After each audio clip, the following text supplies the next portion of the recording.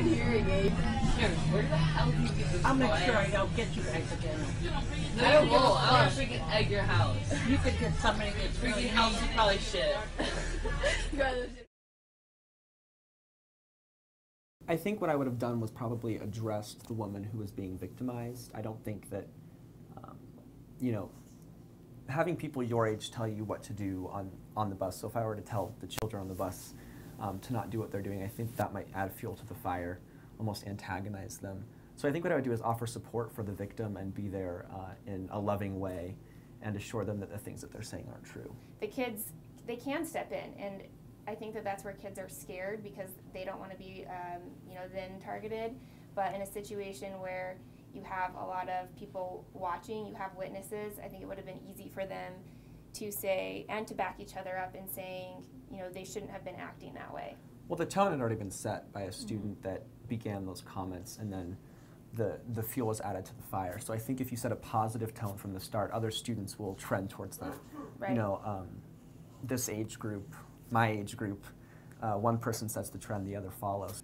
To an extent, I think that it's a good thing that it was an adult because we can see that it's not just kids bullying kids, but it's kids with a general disrespect to other humans. And I think as an adult, as a leader, as an ambassador, we have an obligation not only to support the legislative side of bullying, but also just the basics of what's right and wrong, to teach our students and our you know, peers a level of respect, to treat each other equally, whether you like them or not. And I think creating that's a kind of climate of kindness. right. You know, that bus was a hostile situation that really, you know, everyone was adding and contributing to the problem and creating a culture of kindness amongst students.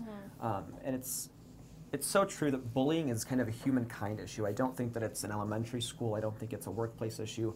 It's something that people suffer with, bullying. If I could take myself, who I am right now, after the training and conversations I've had with Flip the Script, and if I could put myself on that bus right now, if I could just hop in the video, my first reaction would to offer consolation to the victim.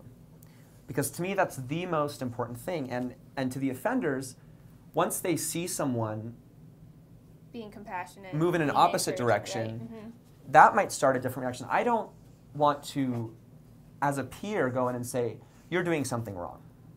Because that, they shut down mentally and they don't listen any further. Once you've said that, the defense mechanism kicks in, and no longer do they want to listen to you. So going to the victim, offering consolation, and moving the trend in an opposite direction as a Flip the Script ambassador would create a culture of kindness on the bus and ultimately make that situation better. Well, I think from the eyes of probably you guys and parents and adults, that's the question, is why can't you just stand up to the bully? Why can't your friends stand up for you?